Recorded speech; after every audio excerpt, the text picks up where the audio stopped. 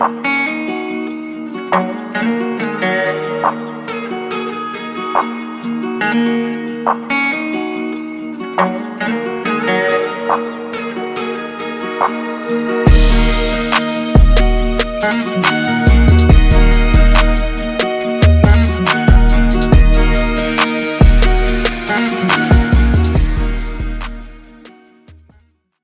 back to Ribs Real Estate and Ramblings. I'm your host, Roy May with Bach Realty Group here in the Bryan College Station area. We are, as always, at Cooper's Pit Barbecue here in College Station, right off the bypass. Said it once, I'll say it literally every episode. You get a chance, stop by. It's some fantastic barbecue. Place is owned by fantastic people. So when you get a chance, absolutely stop by Cooper's. Today's guest is, and I keep rolling out the celebrities. Today's guest is Olin Buchanan of Texags.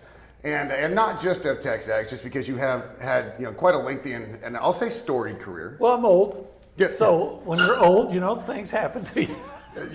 People always ask me about my Army resume. I'm like, well, one, I was in for a long time, and two, I was too stupid not to keep raising my hand when they asked for volunteers. So you end up with some fun stuff just kind of accidentally. So he's been with Texags since 2012.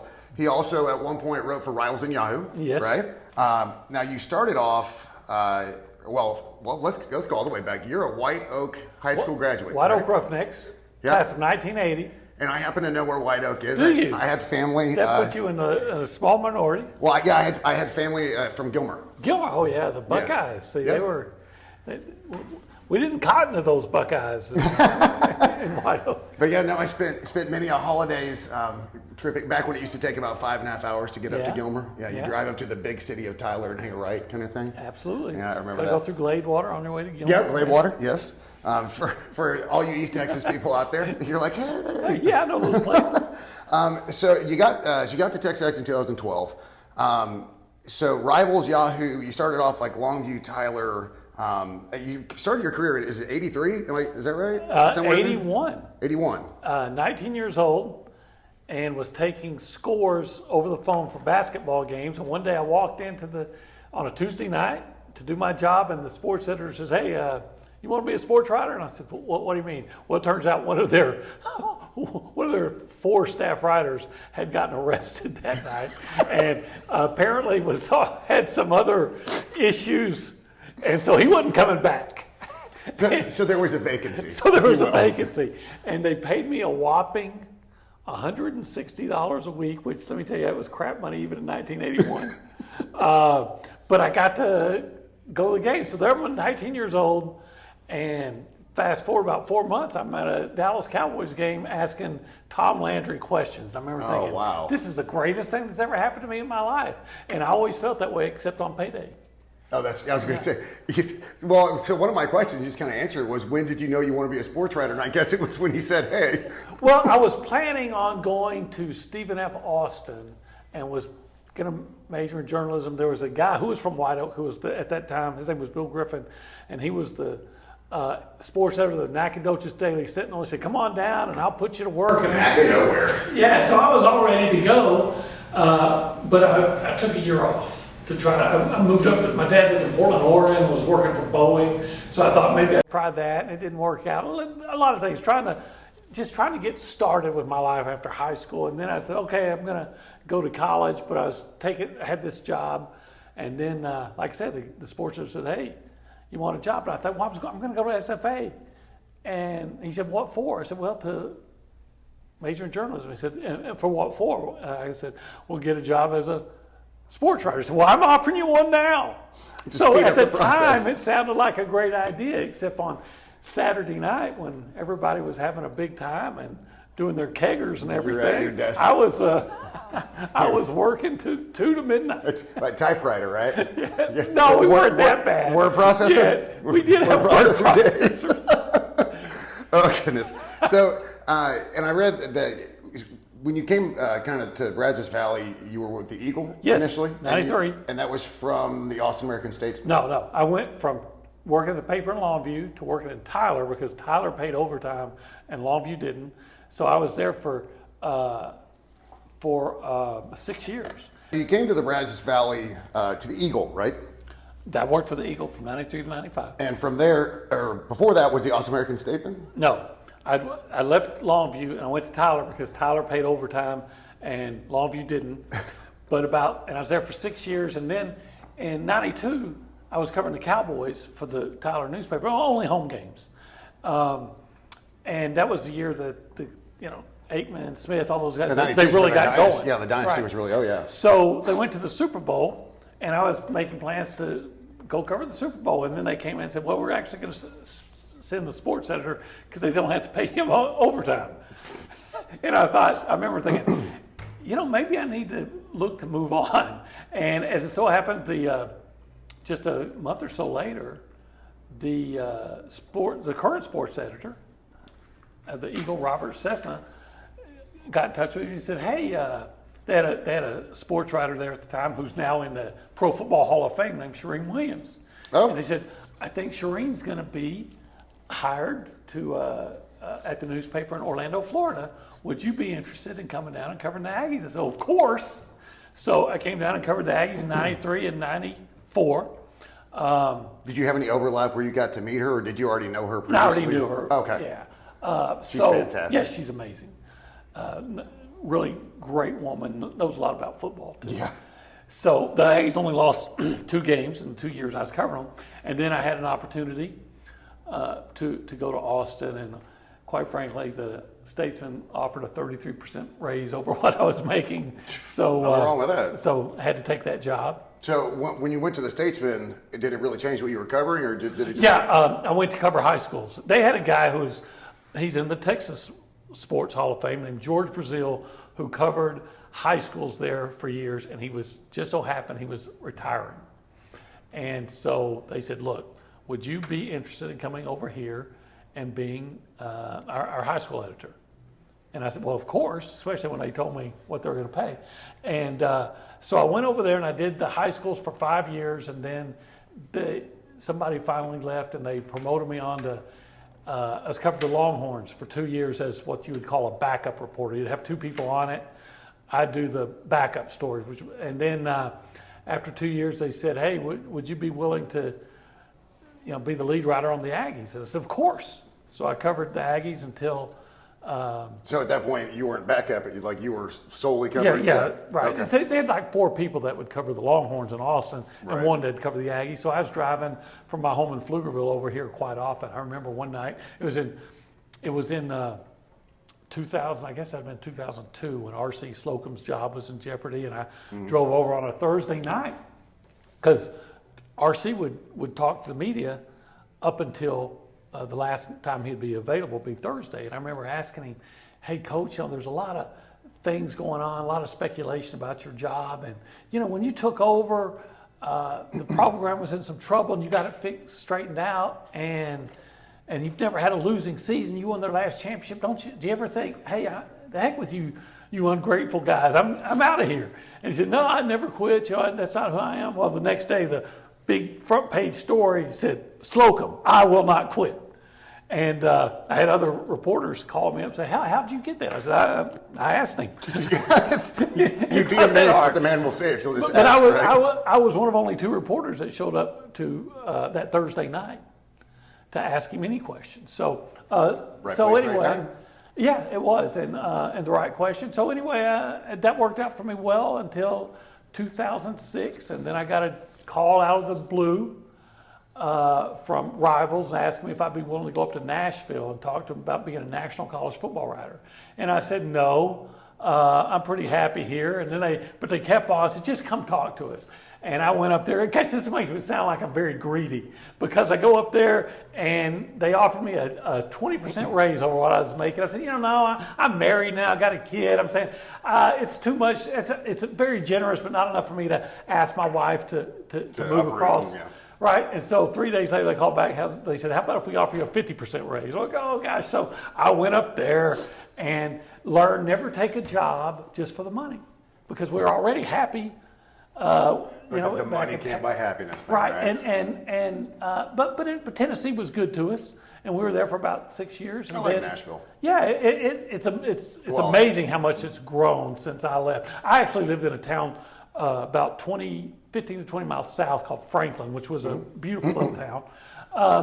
And then Yahoo bought out Rivals, and then they started laying off people, and then they finally got me. And I thought my writing career was done. I'm 50 years old. I've never gone to college.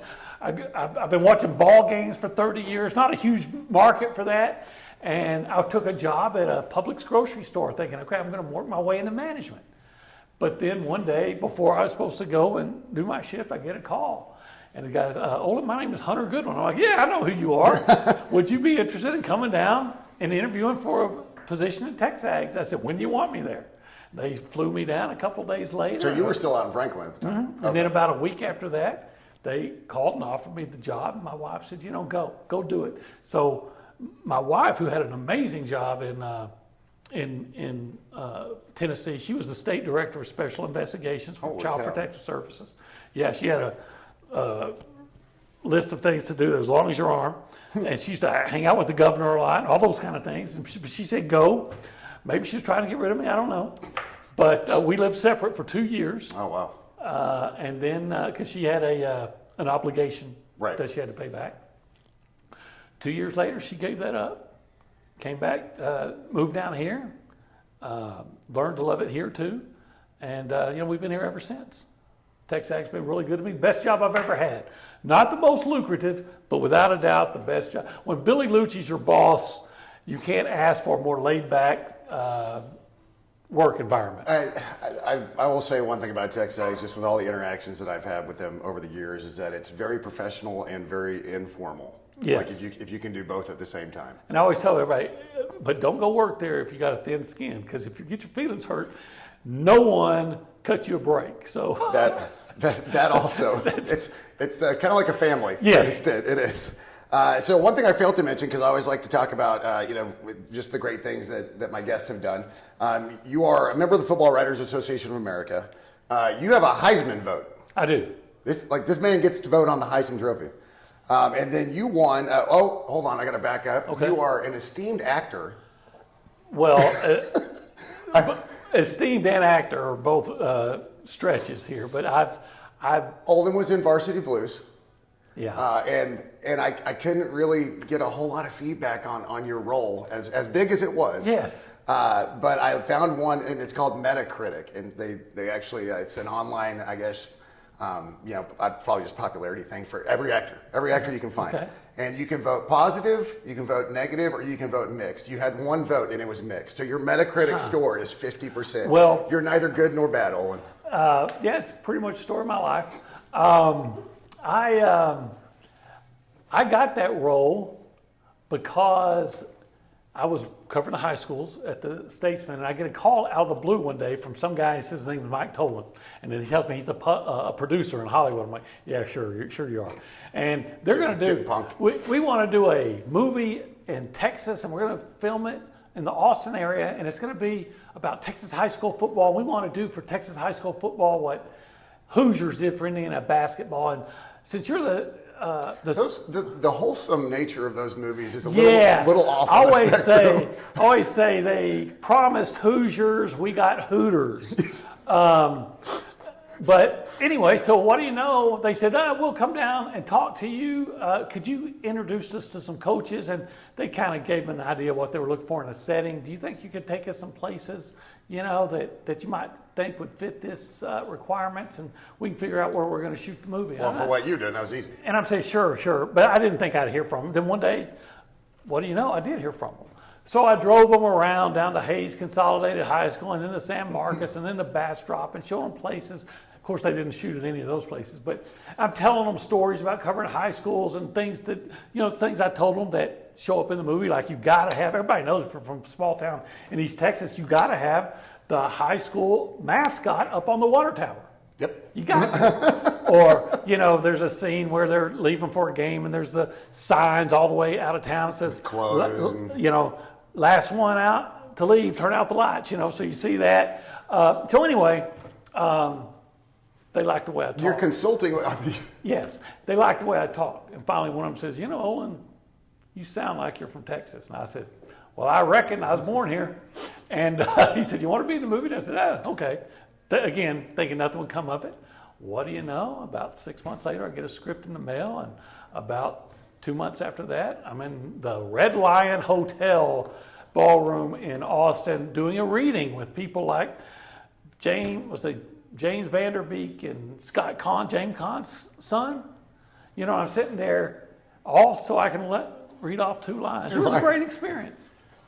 So it almost sounds like your consulting role was probably bigger than the acting role. It really was. In fact, I became something of an advisor, I guess, because I remember they called me up and they said, and you might remember this football game where it was Plano East and John Tyler, and they had Plano East got like 4 or 5 onside kicks in a row and came way back in just 3 minutes to take a lead. They were down like 4 touchdowns and came back and took the lead and then kicked off, and the John Tyler returned it for a touchdown. And they had a guy, it was on like public TV, and called in and he kept saying, "Oh my God, oh gosh almighty, Joe Friday." Well, this guy, they wanted that guy in the movie. They called me up and said, "Hey, you have any idea how to find this guy?" Shit, no problem at all. Called up Plano East High School, talked to the coach. He said, "Oh yeah, his name is this. Here's his phone number." So I called that guy up. And he says, "Oh, I'd love to do that." So then I called back to the guy, the producer in Hollywood, and it's like 30 minutes later, "Hey, here's your guy, and here's his number. He's waiting for your call." I get a check every 3 months from 1/100% of royalties from Streaming services, whatever. And last check I got had 5 figures. Of course, at 4 figures, I'm sorry, and there was a decimal point. But there's still 4. But there was a decimal point. So it was like, I think it was like $11.20. Well, I'd say take that to the bank, but it's like, you might need collateral for I had lunch by myself. Okay, so I want to ask you about a couple of awards. Okay. So I found, and I tried to kind of look into these. I'm not sure. And again, like I told you, doing a deep dive on you is difficult because you write so much content that it takes forever to wade through and find stuff about you, as opposed to, because you write. I mean, you really do. You provide so much fantastic content. Well, thank you. So you won a Headliners Award in 1993, and the Headliners Award says it's for investigative or storytelling writing. So what was it? It was storytelling. It was for a column I wrote after the Texas A&M and Houston football game, and in that game, Greg Hill had been suspended, but he returned for that game. It was like 5 games into the year. Rodney Thomas, you remember these guys. Rodney Thomas, who never rushed for 1,000 yards in a season at A&M. Which is hard, it's almost Isn't that impossible crazy? to believe. Right. So Rodney Thomas, and by the way, one of the Nicest everybody human knows, being. one of the most wonderful people ever lived. So Rodney Thomas was averaging, he's on his way to a 1,000-yard season because he had played so well in place of Greg Hill. And they also had Leland McElroy. It was such a disgusting backfield. But Greg was coming back, and he came back and started after Rodney's been playing so well. And so, you know what else was going on about that time between Hill and Thomas? It was Judge Clarence Thomas and Anita Hill was going on.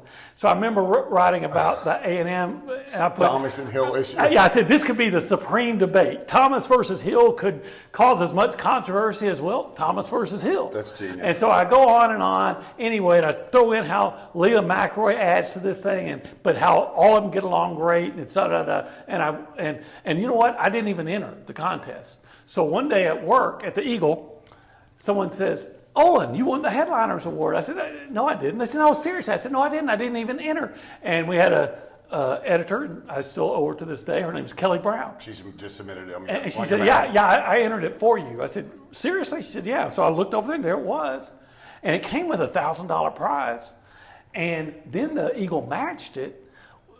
So that was crazy. A little better than the royalty check. It was. That was the first royalty checks when it That was was in the movie. that was pretty 4 good. digits to the left side. Oh, yeah, I would assume when Varsity Blues came out. It was pretty. But anyway, so and that's why because I won that award, that's why the folks over in Austin called me up and asked me if I'd be interested in replacing the George Brazil when he retired.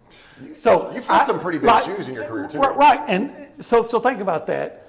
I moved to Austin, got that job where I met my wife, where my son was born, and none of that happens if Kelly Brown doesn't submit an article for me. You definitely owe Kelly Brown maybe a couple dinners. Yeah. I think Yeah, I guess I'd never thought of it that way. And then there's Maybe I can bring her here. oh, there you go. Yeah, bring her to Cooper. See. And then there was one other one I found, and again, like I said, you've probably won a lot more than 2 awards, I would think, especially given your writing. I love your writing. The Football Writers Association of America feature, which was in 2003. Yes. And so I feel like that one maybe... That was an article about Terrence Murphy. Okay. And this is one of those things where only a guy like me could have written this because you wouldn't have known about the story. Terrence Murphy had an older brother named Kendrick Bell, still has an older brother. Well, Kendrick, I knew him because back in Tyler, I covered the 1989 Chapel Hill High School's 4A state championship football team, which beat A&M Consolidated, by the way. And Kendrick was a star on that team. And I remember he had this little brother that was always like 5 years old running around with him. It was Terrence. Well, anyway, Kendrick played at Baylor, played cornerback. And after his playing career was over with, he got in trouble and got put in jail. He went to prison. Okay. And when I found out about it, and it just so happened now I'm covering A&M and Terrence, so I drove up to the prison in Tennessee Colony near Palestine and arranged it. It took a long time, but arranged an interview with Kendrick, and he knew. We sit down, we talk. He talked very openly about the mistakes he had made and how he wanted Terrence to learn from his mistakes, and how he never got to see his brother play except on TV, and anyway he was just so open and honest about everything. And then I come back and talk to Terrence about it, and I put it together in an article, and it won first place in this national contest. I think Ivan Mazel from ESPN was second place. So so I enjoyed that. Hold that over his head? No, but just to just to be running in that kind of company. Right. No, absolutely. So yeah, I still have that. I'm gonna have to find that article. I still keep that plaque that I want for that in my office. Well, I think I'm rightfully pretty proud so. of that one. 1 or 2 more quick questions, and then we'll kind of close it up. Okay. So you get the job at 19 just because you kind of get this job, basically. Because somebody got thrown in jail. Obviously, jail has done a lot for my career. Okay. This is why I love Opie. But at what point did you know you could do this? At what point, did you start writing? You're like, you know what? I think I really can start putting pen to paper and pumping out quality articles. Well, I was the sports editor of the White Oak High School newspaper, the Gager. I was the sports editor of the Bear There Chat. you go. At Klein Bearcats, the Bear Chat. So, and I thought I was this hotshot writer. I really did. I had look, I'm going to be this Wadsworth Longfellow type of sports writer. I'm Red Smith. I'm Randy Galloway. I'm Skip Bayless. All these things. And that guy that gave me my first job, his name is John Inman. He's passed on since, but he was a hard ass of all hard asses, and he told me just about every day why I was terrible as a writer, and just stayed on me and stayed on me and stayed on me, and made me better. Well, so I owe a lot of my, if you want to call it, success to him. And then I had some other mentors. A guy named Steve Estes, who wrote for the Tyler paper, was a real good influence. A guy named Jim Suhan, who's now, I think, a radio host in Minneapolis. Yep. He was at the Dallas Morning News. We became good friends, and he really was a mentor about writing for me. And there were others. Kurt Bowles, in the All-Star American. He's still there, isn't he? Yeah, great friend, and he took me under his wing too. So I had great mentors and people that gave me great advice on how to become better at the job. And it was a slow but steady climb. Yes. Yeah, you just paid attention. And then, so really kind of my last question of you, before the one question that I ask all my guests. But the last one really is, how was the transition to Texags and being on the radio as opposed going from writing to radio, or was that something that had been part of your career? Have you done a lot of radio spots, or because now you're the go hour, you're 5 days a week for an hour? Well, I had done a lot of radio because when I was working for Rivals, again, I was a national writer, and we had a policy to accept any request, and there's always a radio show that's looking for a voice, a guest. Right, yeah. And so I can remember I'm doing a spot with J.J. Stokes, former UCLA receiver, in San Francisco at 4 o'clock. And I hang up at 4:30. I'm on some podunk station in East Texas, right? And then it might be Honolulu one. So I'm all over the place. I'm taking all of them. And so I got a little bit used to it. I even did a show with David Nuno. He had a show in a Houston radio station, and I was his every Tuesday guest because of the job I had, because we were free. Right. So I got comfortable with it, but it wasn't until Texas Radio used to be a 2-hour show, and they decided to go 3 hours, and Gabe Bach, it was his idea To start the go hour. to put me on. He said, "Hey, I'd like for you to be on." I said, "Really? I've never thought of myself as a." It's one thing just taking a couple of Doing questions, spots. but if you want me to be a co-host, and he said, "Yeah." So I'm like, "Well, you think this is a good idea?" And he said, and he was very adamant about it, and said that he thought it would be it'd work out. And we did it. Ended up doing that show together for about 9 years, 10 years, until he moved on. Yeah, and you and Gabe had such a great dynamic, and obviously you still do it. You also with Nuno, and I didn't know that you worked with him previously. So that's on top of that, and that's one thing I don't even think I asked, because when we had him on, I'm not sure I asked him who's kind of suggested. Well, I'm sure it's more memorable to me than it is to him. Well, now it has to be miserable because he has to see you 5 days a week, like it or not. Yeah, that's true. And it's going great, but maybe it could get even better if he ever ends up in jail.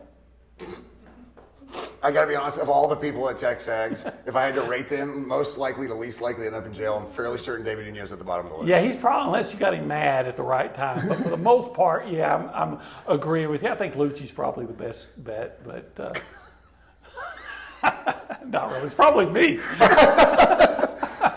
Okay. All right. Well, first of all, this is our favorite resident in-house old curmudgeon. Like, that's kind of what everybody knows about Texas. But it's good to embrace it, though. I'm a big fan of that. I'm old. I'm kind of grumpy. I am what I am. There's no point in hiding from it. Perfect. Okay. So the question I ask all my guests is, if you're having a barbecue, you do grill and cook and barbecue, right? Okay. Yeah. Not as well as you do, but I do. I doubt that. So you're having a barbecue and you're having like a dignitary over. So you got to do the best ribs that you do. What's your process? You don't have to let out all the secrets if it's a secret, but what's your process for ribs? How are you doing them? Okay. Well, I'd take a smoker, right? And I would get some cayenne pepper and some. You doing baby backs or St. Louis? What are you doing? I'd probably do St. Louis style, maybe. I'd just get some ribs. Whatever they got, I'd do it. And I would take some brown sugar and some pepper and some cayenne, and I'd mix it all together and put a good coating on those ribs. I'd throw it in the smoker for about 8 hours, maybe longer, maybe 10. Get up about 6 in the morning, throw them on there. Every so often, I'd squirt some apple juice on there here and there, and then I would keep throwing in some let's see, maybe some mesquite chips. Mesquite? Maybe some mesquite chips. Ever so often, keep that temperature at about maybe 180 to 200 degrees. Oh, so you're super low and slow. Really, really super slow. low and slow. And you said 10 hours, and I was sitting there going, what temperature is he running? Yeah. And then when you get finished with them, you have that little bite, that little kick from the cayenne pepper. Oh, yeah. But they're sweet. A little sweet with the sugar. Yeah, and they're just going to you be keep them falling dry. off the bone. And Keep it you'll dry. keep Dry rub. See, the thing about ribs that always used to bug me when you go to like competition, they say it has to have a little pull. When I'm done with my ribs, I want to be able to flip them over and just pull all the bones out so I can make like my own McRib sandwich if I wanted to. Okay. Yeah, I mean, that's not what I do, but the ribs should literally just slide right out. I don't do it very often anymore because when I left Tennessee, I was trying to leave as much behind. I didn't want to move much, so I gave our mover my smoker, right? But I can remember smoking ribs, and the preacher of my church came over and had some, and I remember my preacher said, "These are damn good." And I thought, if I can make the preacher say "damn," my ribs must have been pretty good. I don't know if he ever went to jail or not. I don't think so. I was about to say, so basically what we've learned today is that if you're within the proximity of Olin, or if Olin is nipping at your heels at a professional level, you're probably going to prison. So just a heads up. Thank you so much for coming out, Olin. I really appreciate it. And again, Olin's on Texas Monday through Friday, 8 to 9. Sometimes you go a little over 9:15, you do an extra segment. It's called the Go Hour with David Nuno, who we had on. And he puts out a ton of content on Texas. Obviously, he's an award-winning writer, proud husband, proud father of an LSU student. Well, I failed. Better that direction than the other direction. That might be the next one going to jail. Being an LSU student. I think it's maybe just everybody but Olin goes Fortunately, to jail. he doesn't play football. I'm going to leave quickly after this. But thank you so much. Do you have any charities or anything coming up with Texags or anything that you support here in the Bryan College Station area? You can fire away. Well, I'll say one of the things that's very important to me is any charity that involving animals. I'm a big animal lover, love dogs. So I know there's the Long Way Home Adoptables. I know there's a place where you can just give some food if you go out and buy a bag of food and donate it. And the Brazos Valley Animal Shelter as well. So all those I really love animals. And of course, there's so many great charities, and I'd be involved in several, but that's just one off the top of my head. Obviously, there's like Heart Association and cancer research, all those things. But animals are very important to me too. Yeah, no, I'm a huge animal person. Cats don't like me, so I don't like cats. Okay, that's the agreement. But outside of that, I'm a big dog guy. So Olin, again, thank you so much. This was us coming from Cooper's Old Time Pit Barbecue here in Aggieland. Thank y'all so much for joining us, and we will see y'all at the next episode.